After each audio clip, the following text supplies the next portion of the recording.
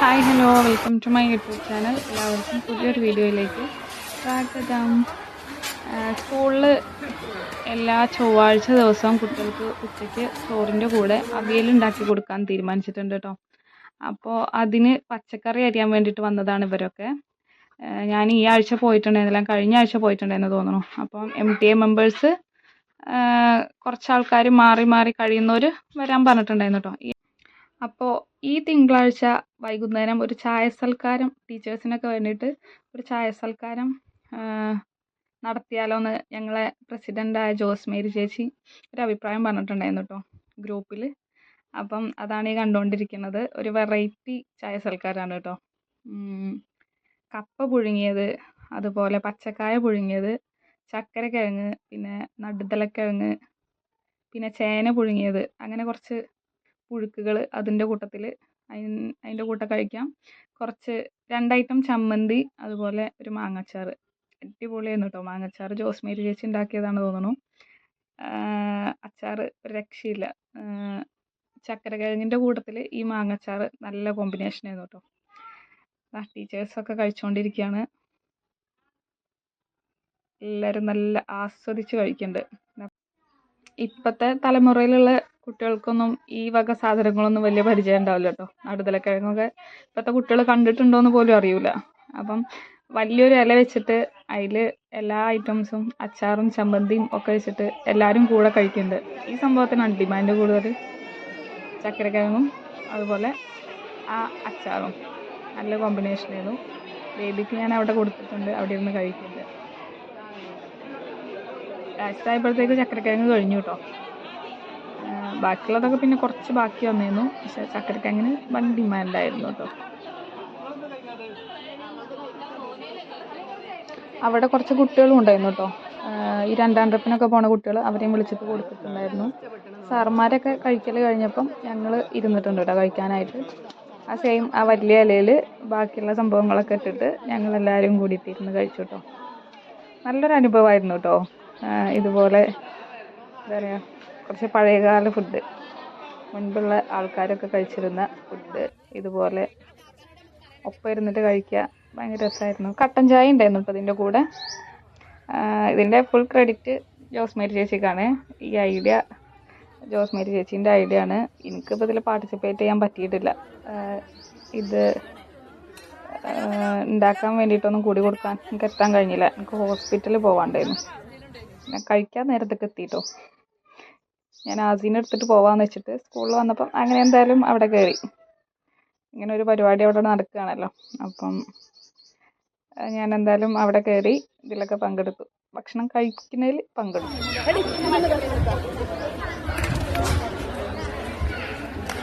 നല്ല എരിവുള്ള ചമ്മന്തിൻ്റെ കൂടെ ചൂടുള്ള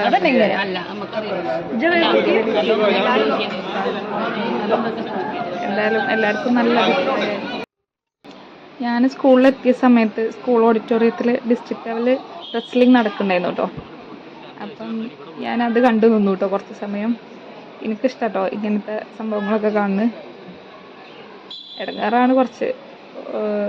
ഇവന് ആ ബ്ലൂ കളറൊക്കെ ആകെ ക്ഷീണിച്ചിട്ടുണ്ട്. 2 ആളും ക്ഷീണിച്ചിട്ടുണ്ട്. ഞാൻ വന്ന സമയത്തൊക്കെ ഓനെ ഒന്ന് മലർത്തി അടിക്കുന്നത് കണ്ടിട്ടുണ്ടായിരുന്നു.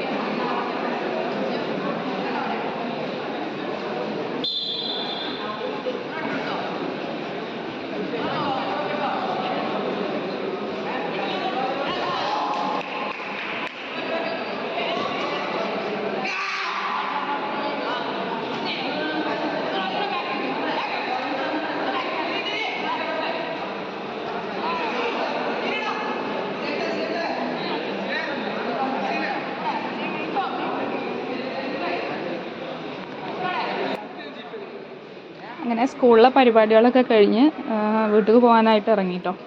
5:30 ആയിട്ടുണ്ട് കേട്ടോ വീട്ടിൽ ഇറങ്ങിയപ്പം. കുറച്ച് അച്ചാർ കൊടുത്തിട്ടുണ്ടായിരുന്നു ജോസ്മേരി ചേച്ചീൻ്റെ.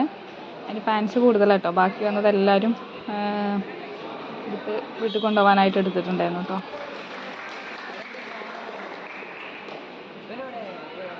അങ്ങനെ വണ്ടിയൊക്കെ എടുത്ത് പോകുന്ന സമയത്ത് മഞ്ചേരി ടൗണിൽ ഭയങ്കര ബ്ലോക്ക്. എന്താ നോക്കുമ്പം ഇവിടെ VIP-ൻ്റെ മാർച്ച് നടക്കുകയാണ് കേട്ടോ. എല്ലാവരും എഴഞ്ഞ് വീട്ടിലെത്തിയപ്പോഴത്തേക്കും 7 മണി കഴിഞ്ഞിട്ടുണ്ട്.